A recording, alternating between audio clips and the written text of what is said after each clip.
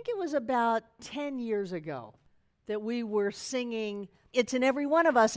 And we sang that song every Sunday for about 15 years. And we would sing that there were a cast of thousands who all know what I know, and it's good that it's so. There were a cast of thousands. And then somebody came up and said, no, thousands is not good enough. That there's more of us than just a few thousand. There are millions of us.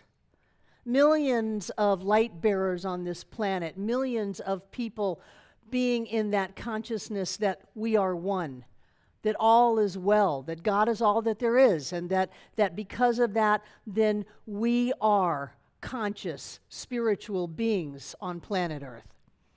And I went, millions? You want us to change the words of a song to go from thousands to millions? And they said, yeah, we really think it's time to bump it up to millions. So we did. We threw caution and copyright laws to the wind and rewrote it to there's a cast of millions who all know what I know, and it's good, and it's so. And we've been singing that for about 10 years. And those of you who were at the dinner on Friday night heard John talk about our website stats for the year 2019, January through October. We have had 950,000 visits to our website in the first 10 months. We will hit the $1 million point. The million.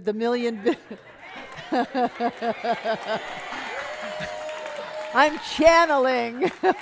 We will hit the 1 million visit mark in 2019. And I believe that it's because we changed the word in that song. And that for 10 years, we have been singing that there is 1 million of us. There are 1 million of us of like mind and like consciousness. And we have connected.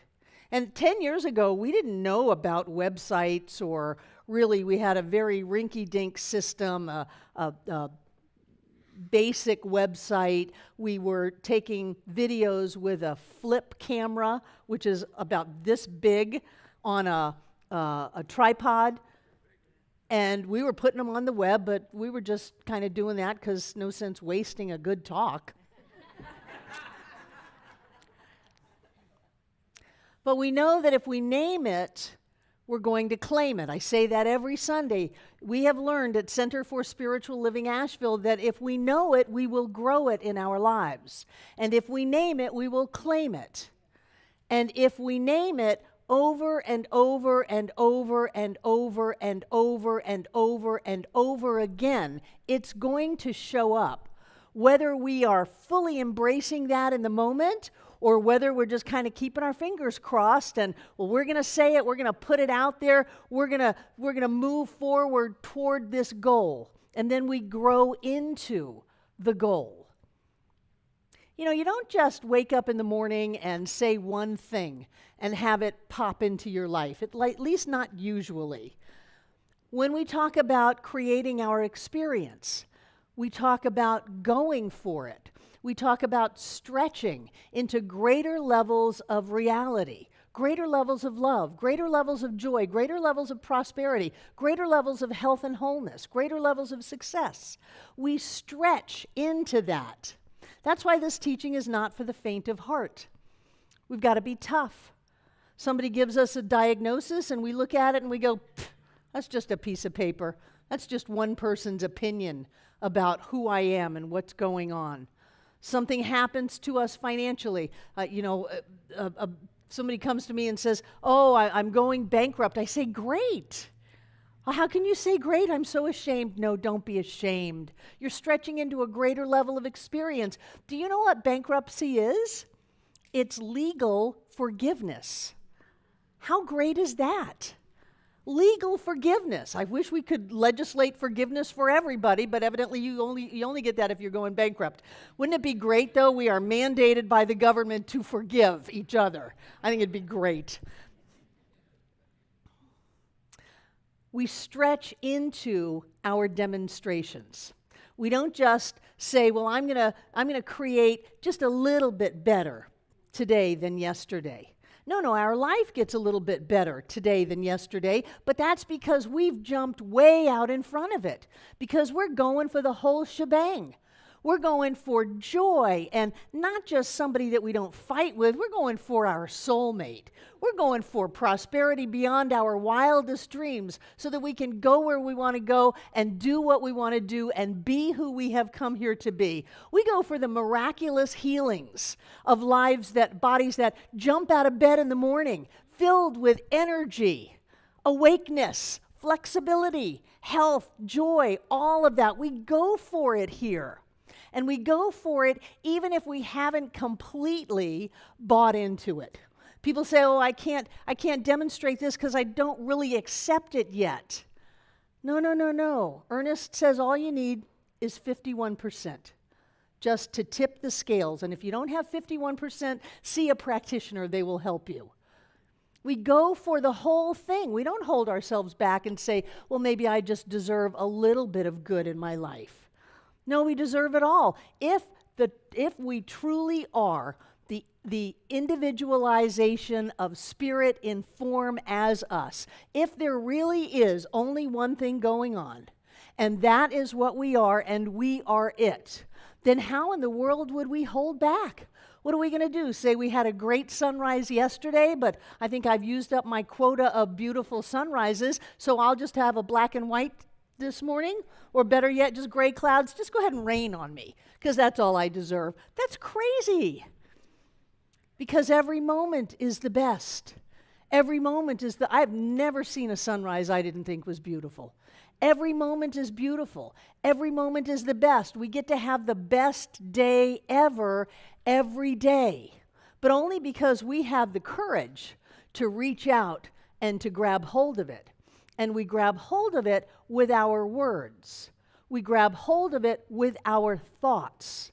Joe Dispenza says that what we think about and what we think about, we bring about. What we focus upon and dwell upon, we create in our experience. We're going to get what we're looking for, whatever that is. We could look at a wonderful experience and only decide to have miserableness, and I'm angry and frustrated, and I take that whole beautiful experience and just throw it out the door. Somebody's right next to us going, oh, this is a wonderful experience. This is fantastic. I'm so grateful to be here. And so they get a wonderful experience. The experience is neutral. We are the deciding point in our lives. And we don't hold ourselves back. I tell you, this is a marker for me, because I'm just in my psyche, million is the key. It was the millionaire when I was a kid. They would come in and give somebody $1 million, and their lives would totally transform, and they would do all this good work in the world and all of that wonderfulness. And then when I was setting my goals for financial independence, it was always $1 million. It seems to have more reality to me than billion. I don't really understand billion. Now, I know a billion is 1,000 million. I've got that, but I don't get what 1,000 million is. But million does something to me. It's like we are coming of age. It's like we have gone the 2, 4, 8, 16, 32, 64, thank you, and on and on and on, and it just keeps doubling and doubling and doubling. I don't know who these people are. Sometimes they write me little notes. Sometimes they send some money in, and I write them back. They tell me a little bit about their lives. I don't know exactly who they are, but I have a sense of them. When our countries are consistently South Korea, China, Bulgaria, Russia, those are our peeps. Those are the people looking for something so that their lives can get better and looking on the World Wide Web. And what do they find? They find us. They don't find somebody else that's telling them they're going to hell and that there's a devil out there trying to screw over them and that life is against them. They find us because there is a like vibration of who we are and the fact that we believe that God is all that there is, whatever that energy is. It's not a guy on a cloud. It's light and love and joy and creativity. It is the unfoldment of the evolution of the spiritual consciousness of all of us. It is that which connects us. It is the power that moves through us to create every moment of our lives. We believe that there is something greater going on, but it is what we are. We're not separate from it. And that every man, woman, and child on this planet can use this power to create lives that get better and better and better. Whether you've got 12 kids in a hut, it doesn't matter. That you too can use this to manifest what you want to have, that if you name it, you will claim it. And with that kind of a power, I don't want to hold back. I don't want to have just enough to get by. I want to go for all of it. I want to change the whole world. I want everyone on this planet to be rich, to be healthy, to be happy, to be safe, to be joy-filled. I want that.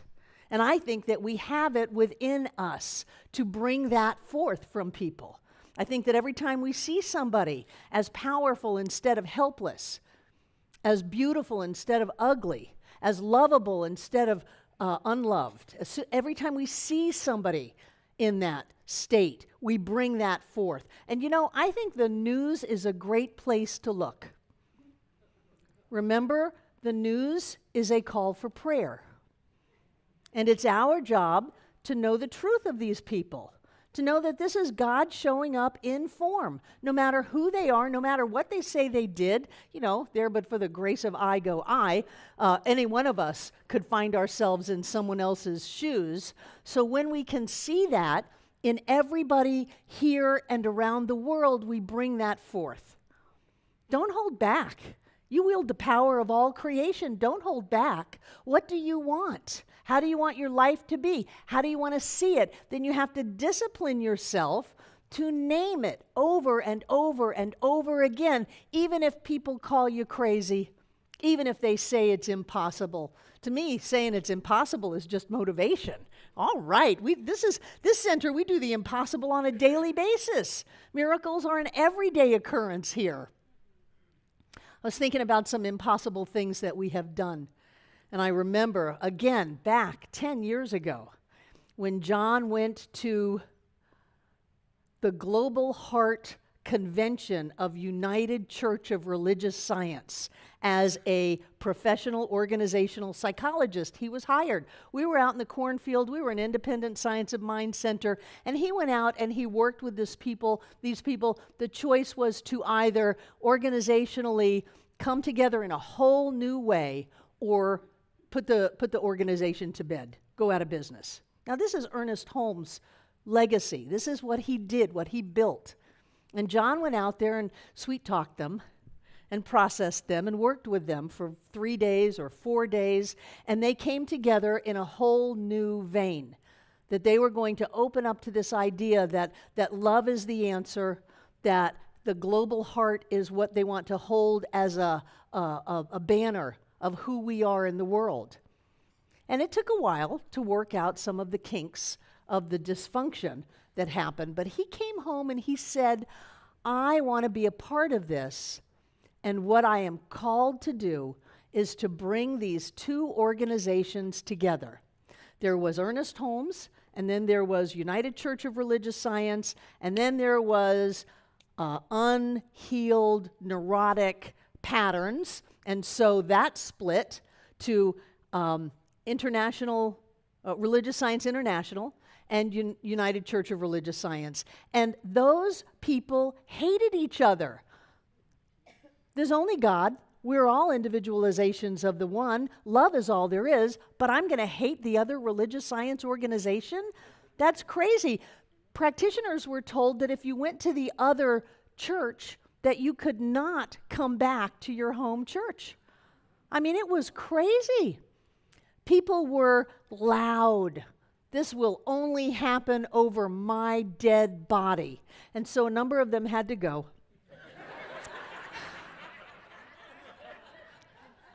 But I remember when we started treating for that there is only one. There's one power, there's one presence, there's one love, one light, and there is one organization. And people would laugh at us and say, that's the most ridiculous thing. That's never going to happen. It's never going to happen. It's never going to happen. It's impossible. And John and I would go, yeah, let's have this happen. So how many years did it take? 12 years. And we sat in our living room every day. And we named it, and we claimed it. We called it forth from the impossibleness, from the ain't never gonna happen-ness. And we called it forth into reality and into physical form. And now there is one organization. It still has some unhealed dysfunction, I'll grant you that. But we called it forth. These things that say, who do you think you are? You weren't even in those other organizations. What do you think you're doing coming in and bringing it together? Who do you think you are? Well, I think I am God in form as me, and that I command all of the power of creation at the point of me right here and right now. That's who I think I am. Who do you think you are?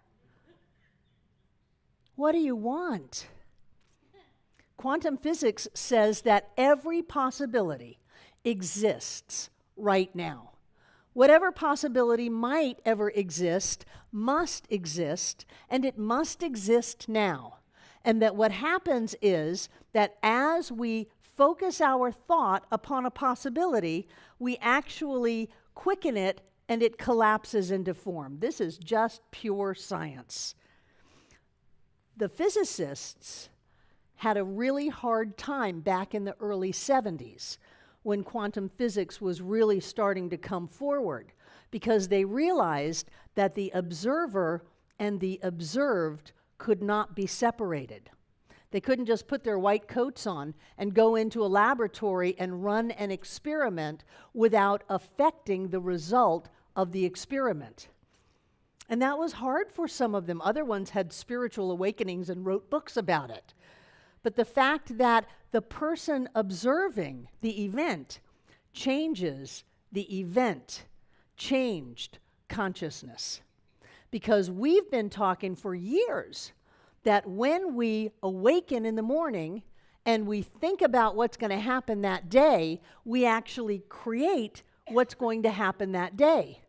We've been talking for years about if we go into spiritual mind treatment and we know perfect health and wholeness, that it does not matter what the tests say, what the prognosis is, what the plan is. It doesn't matter. We have changed that experience because we have changed the way we see it and how we think about it. And so in the early days of this movement, people were having healings left and right. Remember, there were no antibiotics back then. Tuberculosis was a major issue in this country. And so when all else failed, they would go see a spiritual practitioner. And they would say, pray for me, because I'm going to die. They keep telling me I'm going to die. And so we would know the truth about them. We would see them in a different light.